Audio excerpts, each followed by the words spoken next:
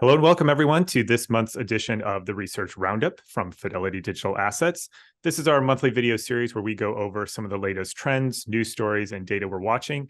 And most importantly, we're telling you what we're seeing right now and looking at ahead and keeping our eye on. So hopefully to keep you as an investor more informed and make better decisions. My name is Chris Kuiper, Director of Research, and I am joined by my research colleague, Matt Hogan. Over the next few minutes, we're going to go over some broad sections here.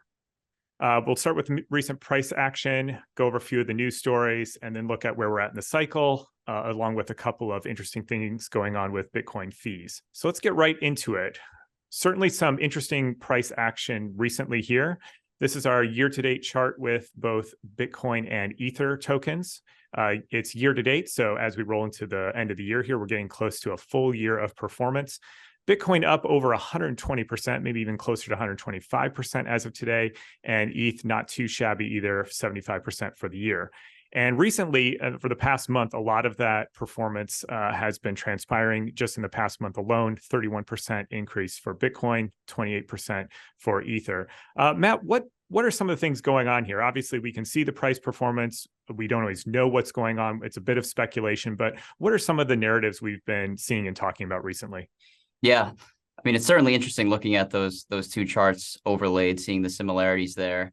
A lot of sideways price action from kind of mid to late summer, and then we see kind of that spike more recently. But most of the recent price action is driven from ETF speculation. There's a lot of speculation out there that a Bitcoin spot ETF could potentially be approved as early as Q1 next year. And some more recent filings from ETH spot ETF applications as well. So those are really driving some of the shorter term price action. And we're seeing some significant spikes in price for both Bitcoin and ETH as a result. Yeah, and I noticed the 1 year performance for Bitcoin is a little higher, but in the last even just couple weeks, we've seen a little bit of a jump in Ether. If we go to our next slide here, we've got the relative performance of Ether priced in Bitcoin. So overall, we saw Bitcoin outperforming for a long time. And then more recently, we got just a little bit of a spike in Ether there, probably on some of that filing news of an Ether spot ETF as well. But again, we'll continue to keep an eye on this. I know a lot of the market was looking for that 0.06 level. Once we broke below that, that was kind of a resistance. So looking to come back up to there for those that are more favorable on the Ether token. All right, and then in the short term as well, we talk about we don't do a lot of technical analysis here. And then in the short term, we don't like to apply a lot of those on-chain metrics to this, but we do think it does make sense to use some simple technical things that pertain to momentum.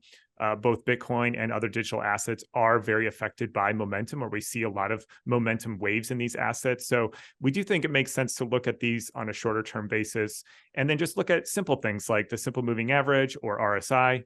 Here we've got the price of Bitcoin, the 50-day moving average, and the 200-day moving average. And of course, there you see last month we were talking about the signals report. They're both coming down to those as support, and we were wondering if they're going to hold. Certainly they did. We've got Bitcoin bouncing off of those and holding. And then also we've gotten the golden cross pattern, which is simply the 50-day crossing over the 200-day. Typically or traditionally, this has been a sign of momentum or strength as well. One of the other things that we'll note here too, besides the ETF news and speculation on that, is maybe a bit of a gamma squeeze in the options market for Bitcoin especially. So there are options traded for Bitcoin, both domestically and abroad. And, when dealers are short gamma, they need to buy the underlying or the spot if the price moves up in order to stay neutral. And so we saw that in kind of two waves. We saw one a few weeks ago and then one more recently. And again, it looks like, according to the data, there might potentially be another setup for a gamma squeeze around 38,000. So that's another level we're keeping our eye on. All right, so Matt, we also like to come back and check on the correlations, especially after a move like this. What do we see here, and what are some of the things we've been noticing? Yeah, here we're looking at Bitcoin correlated to the S&P and ETH correlated to the S&P as well. So it is interesting to note here, one, their similarities traced over each other and following largely the same kind of path there. But it is interesting to kind of see that recent drawdown and the decoupling from those equities broadly in the most recent price action that we've seen. It's interesting to note that in 2022, we saw that correlation rise pretty sharply and go up to the 0.6 level, nearing even 0.8, 0.7, 0.8.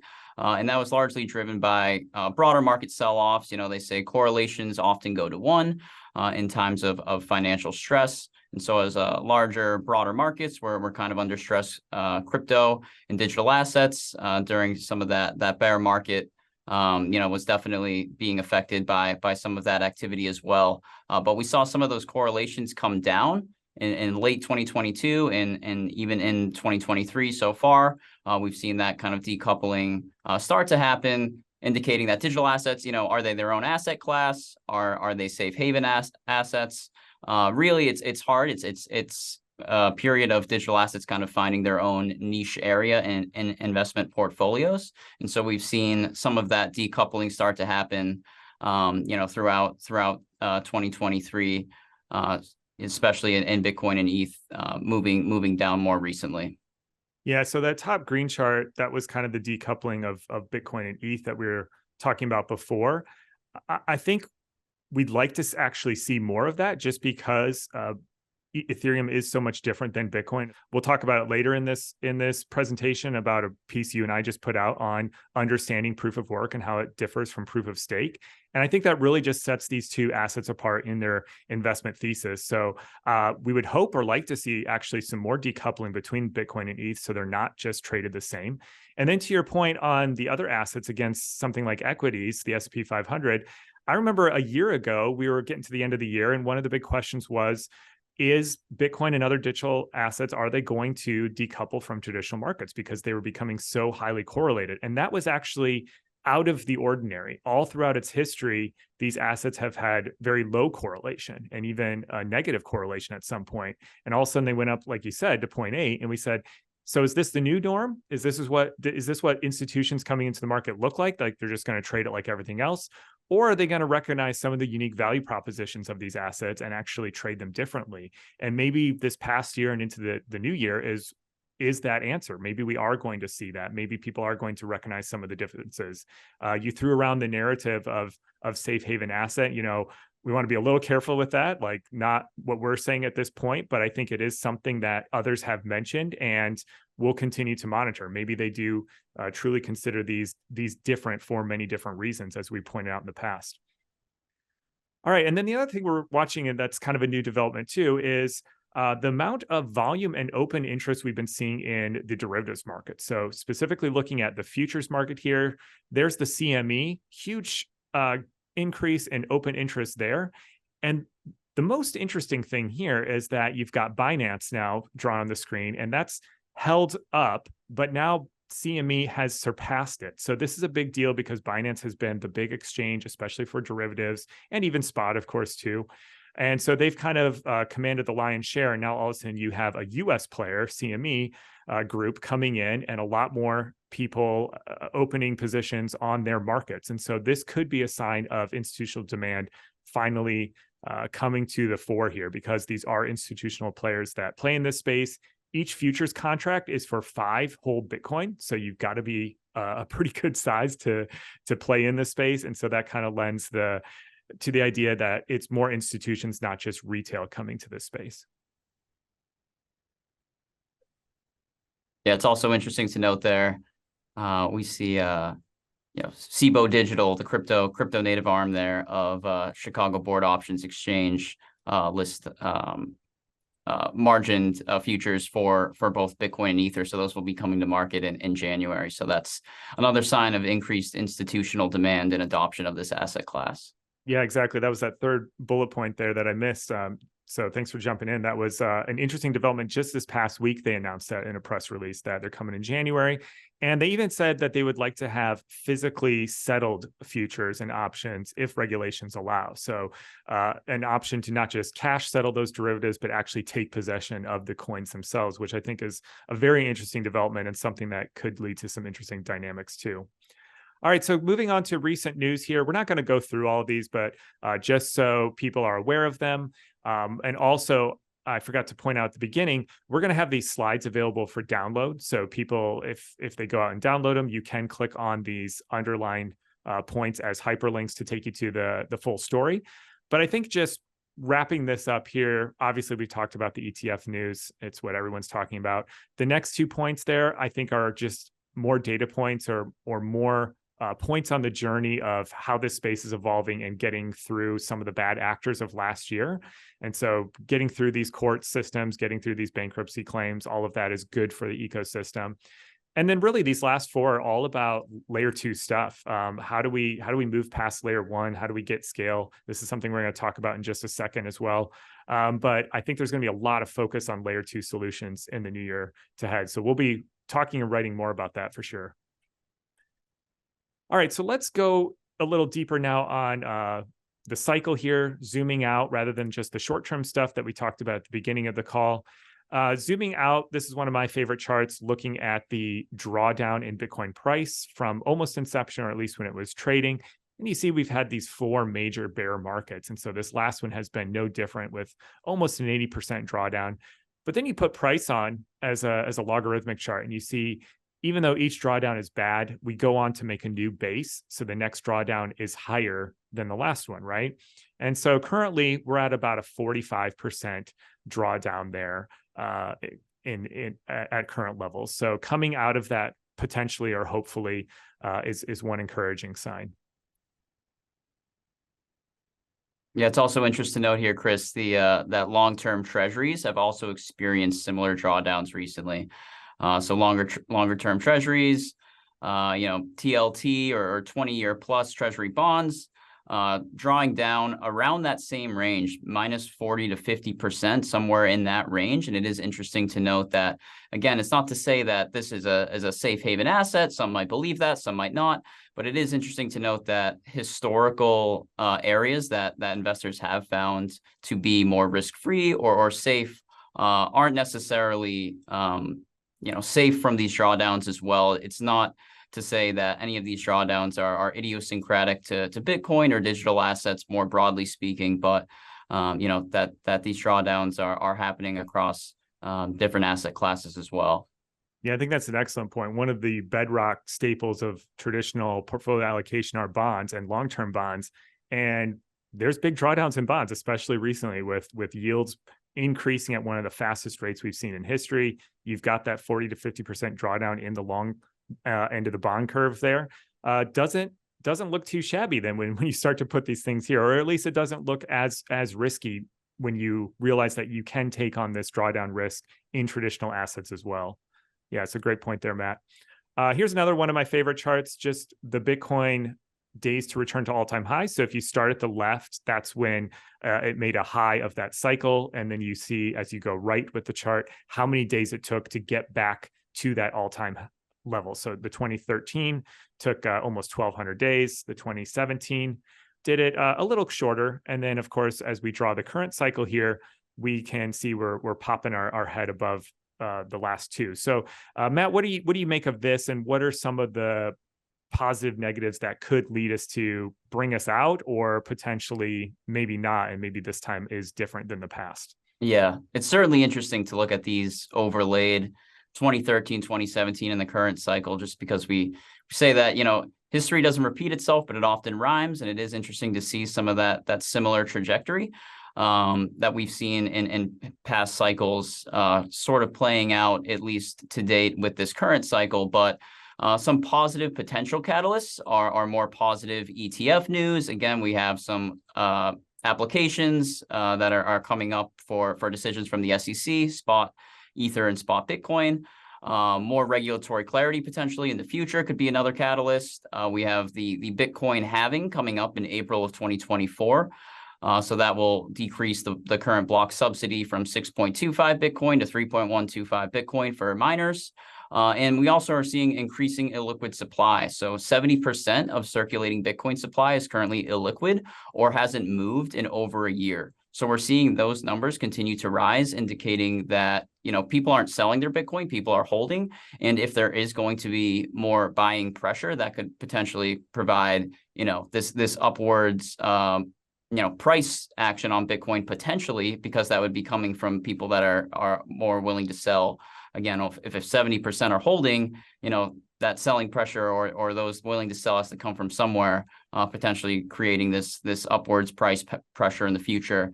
But potential negative catalysts could be the opposite. We might see some negative ETF news. There could be negative regulatory announcements. There could be more increased market volatility. There's a lot of ambiguity in the markets currently today. So if we see some stress or any other things kind of breaking in the markets, that could also be, potential headwinds on top of some of the macro headwinds that we're currently facing in the form of higher interest rates. The Fed has indicated that, it seems like we're still doing higher for longer. It's tough to say for sure where we'll be in the future, but I think the market is expecting a few rate cuts throughout 2024. But as of now, we're still kind of in that, the midst of that inflation fight, and the Fed has remained steadfast in that higher for longer narrative. So that is another potential headwind or negative catalyst. Another potential negative catalyst is that flows are already priced in. So some people might believe that flows are already priced in the form of, the fact that GBTC is already closing in NAV. So we're not necessarily seeing, there might not be a lot of money on the sidelines, so to speak, or idle capital waiting to flow in if we do see those applications get accepted. Yeah, I think, everyone's always asking this, and we're not going to be so bold as to go out and try to predict anything, because I think it's anyone's guess. But just to put some context around this question of what could an ETF do, I think you have to match your time frame correctly, right? In the short term, I think anything is possible. We obviously saw perhaps not all of it's priced in, because when we got an erroneous report a few weeks ago that an spot ETF had been approved, on some exchanges, Bitcoin jumped all the way up to 10%. And then as that turned out to be false, it came right back down, of course. So maybe not completely priced in, but to your point here, to play devil's advocate against the bulls, it's not that hard to get spot exposure anymore. So anyone who's wanting to get exposure probably already has it. And so the availability of a new vehicle like an ETF, in the long term, that could be positive, but in the short term, I'm not exactly sure who's going to pile in right at the approval, right? But long term, yes, that could definitely be it. And this is where you get these big sizing estimates from other research firms of how big the RIA market is, or some things like that. That's all well and good, but I just wanted to point out, to correctly think in the right time frame, that is a months to years long process, right? The process of people becoming familiar with the product, deciding to allocate to it, and then actually making the allocation, and then the vehicle, such as an ETF, has to go out and buy the coin. So just wanted to kind of level set with people there, that they think they see some of these numbers from some of these other analysts out there, and they think it's going to happen right away on day one. I'm just more skeptical of that. All right, so now let's go into a specific issue we've been focusing on and monitoring, which is the Bitcoin fee market. So with this big increase in price, we've also seen a big increase in fees. So Matt, here's the median transaction fee for Bitcoin. I'll note that the first two spikes of this chart, going from left to right, are when we saw the blow off tops in the price of Bitcoin in its cycle. So Bitcoin certainly moved up, as we saw in the first slide, year to date, and over the past month, it's moved up 30%. But are we really seeing a blow off top already, or is there something else going on here? Yeah, it's tough to say. I mean, we see that spike back in about May of this year, which was driven largely from the ordinals craze and the hype around that. And it's definitely exciting to see, innovation taking place on Bitcoin, and finding other ways for miners to find revenue and remain profitable in the Bitcoin mining market. But we see, a little bit of a spike here, to your point, driven mostly by some of that more recent price action. And so it's interesting to see if we'll continue to see those fees rise, or if we'll kind of top out here for the time being. But it is really interesting kind of looking at this, where, those last two largest spikes are driven from, obviously, more of a bull market and a lot of activity happening on chain, a lot of volume. We see in May happening from ordinals, and then most recently with some of the more recent price action as well. Yeah, so you mentioned ordinals. So we got that spike in May from ordinals, and then this latest spike, I was trying to figure out whether or not it was purely due to the increase in the price of Bitcoin and everyone just wanting to do transactions because the price is high and they're either trying to move money around or buy Bitcoin, or whether ordinals were to not to blame, but ordinals were driving it as well. You had an interesting data point on this, Matt, I believe, of what percent was from ordinals, if I remember correctly. Yeah, I think it was about 10% of block space was dedicated to ordinals, at least most recently. So that's kind of interesting, when you consider largely that, it's not necessarily being driven largely by ordinals. But, it is interesting to understand that there is a market there that could potentially, fill revenue for miners in the future. Yeah, so going back to our point of what's driving it, the price or the ordinals, I think we need to do some more work here. I hypothesized a little bit that because ordinals were already taking up more block space, and block space is scarce, so then when there's a bull run or a price increase, people want to transact, they're gonna have to pay more. I thought maybe these ordinals were kind of already setting the condition for higher fees, and you see the big spike here in the mean block size. So the blocks are getting bigger. People are using up more of the blocks. That big increased spike in May or wherever that was with the ordinals craze, you see that go up. And then it came down, but it didn't go back down to where it was before. We kind of established a new base there. And so my hypothesis was maybe they're kind of taking up more space so that if or when we get more congestion on the network, fees are going to be higher or they're going to spike a lot easier.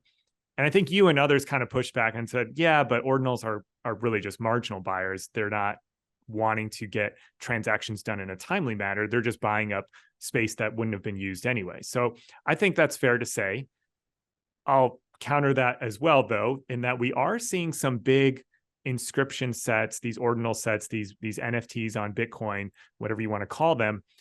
We are seeing a lot of them do big collections. And to make these collections and to mint them, they have to do on-chain transactions. So they are having to pay for this. And sometimes there is a bit of a timeliness component because they want to get in on the bull run. So there's a piece on our website all about ordinals, NFTs, inscriptions on Bitcoin.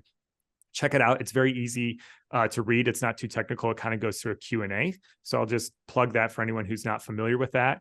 But then to your point, Matt, yeah, let's talk about the other side of this coin, which people don't like to pay high fees, but it's good for miners, right? And so what do you think we're seeing in terms of the mining market here, and what could this mean going forward into the halving? Yeah, I mean, it's definitely encouraging to see, miners potentially having another source of revenue outside of just basic transaction fees. So we see again, here we're seeing a huge spike in May around that ordinals craze. Between 40 to 45% of miner revenue was from fees, and we see that come down, trickle down, into more of the single digits, once that craze died out a little bit, and then we've seen that uptick again most recently. And so, they've earned more than 20% of their revenue from fees in October, and with the halving coming up, that's actually really important for them in the mining fee market in general, because as miners get their block subsidies halved, they're going to have to find other ways of staying profitable and making revenue. And the fee market, particularly if ordinals or inscriptions or else can provide that incentive for them, that's going to be really crucial for continuing to create a robust fee market for them to stay profitable and find other ways of getting revenue outside of just those block subsidies. So, it could potentially be a preview of future fee market structure. At the very least, it's nice that, ordinals or inscriptions could be this potential, last resort for miners to find other ways of finding that revenue and remaining profitable. Again, with that halving coming up and seeing those revenues from the block subsidies cut in half. Yeah, I remember when we first wrote a research piece when it happened in May, and we said, is this just going to be a flash in the pan? And it seemed like it was, right? We got the big spike, it came down. We said, I guess miners made a little extra money in the short term, but it is not sustainable going forward.